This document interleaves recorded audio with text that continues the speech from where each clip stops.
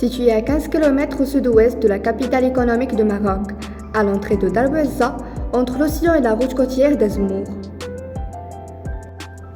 La Daya de Darb el-Aza, dernière zone humide littorale naturelle dans la région Casablanca-Stade. Composée de deux zones humides reliques de l'Oulja, marais d'environ 1 km de long sur 150 mètres de large, s'étendant entre les cordons dunaires actuels au nord et fossiles au sud. La Daya est alimentée par les eaux d'écoulement issues des précipitations, auxquelles s'ajoutent des apports d'eau phréatique au niveau de 3 sources. Selon la loi 3615 sur l'eau, la Daya appartient donc au domaine public, et c'était le bassin hydraulique de Bourgreg de la Chaouia qui assurait sa gestion.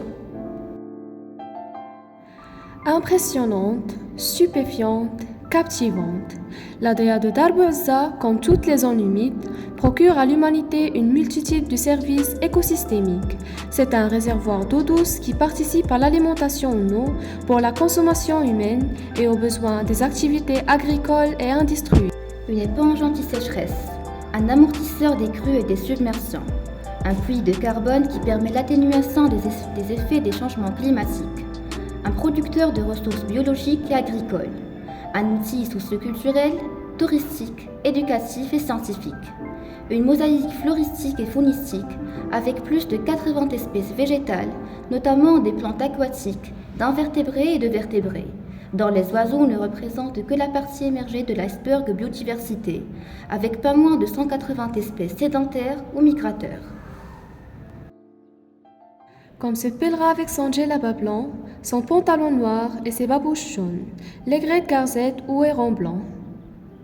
Échassier de la famille des ardéidés, à corps élancé élégant, de 1 mètre d'envergure, 60 cm de long, 300 à 400 g de poids, un cou en S au vol et en repos, un bec noir très légèrement incurvé vers le bas. En période nuptiale, des plumes ornementales apparaissent à l'arrière de la tête, d'où le nom aigrette. Généralement silencieux, mais une fois dérangé, il lance un cri rauque.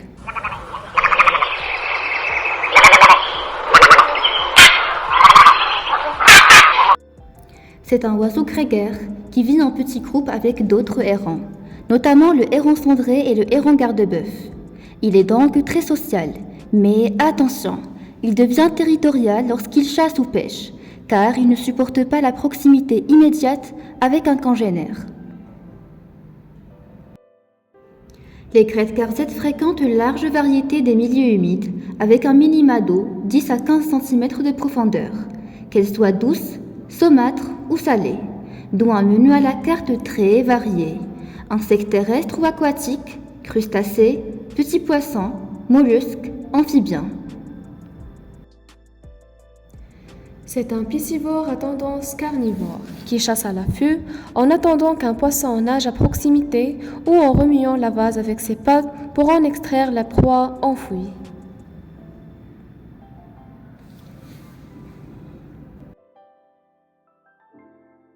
C'est un oiseau migrateur partiel, à vol puissant avec de longs battements d'ailes, qu'on trouve en Europe du Sud, Moyen-Orient, Asie du Sud et l'Afrique, et qui commence à apparaître plus au nord en raison des changements climatiques. Il niche au Maroc où on le voit toute l'année, mais étant sensible au froid, les hivernants arrivent de l'Europe en automne et y retournent en printemps.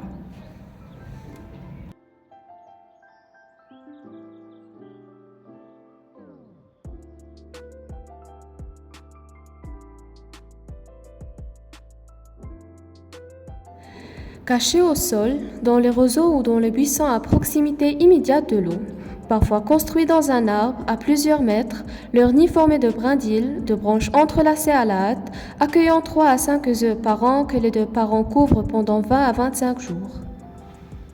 Les petits sont nidicoles et ne commencent à s'aventurier qu'au bout de 4 à 5 semaines et à ne se reproduire qu'à l'âge de 2 ans avec une longévité de 20 ans. L'aigrette garzette fut chassée pour ses aigrettes qui agrémentaient les chapeaux des belles dames au XIXe siècle et au début du XXe siècle. Aujourd'hui, les populations semblent stables. L'espèce commune n'est globalement pas menacée, mais localement peut être en but à des problèmes de destruction ou de modification de son habitat, sous la pression humaine et leur survie reste très dépendante des aléas climatiques. La zone humide de Darbouzza, où s'installe confortablement notre oiseau, subit un déclin continu dans sa superficie et sa qualité. Comblement par les remblais, destruction partielle de la digue de protection, terrassement dans son lit mineur. Pression urbaine, pompage d'eau au niveau des sources, eutrophisation, création d'une piste pour l'Équateur.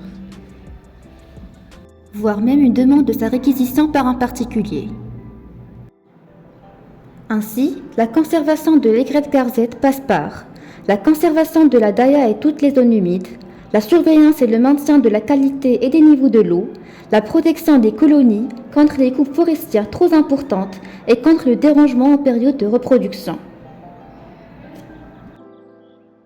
Préserver la vie aquatique, c'est pour vivre en bonne santé.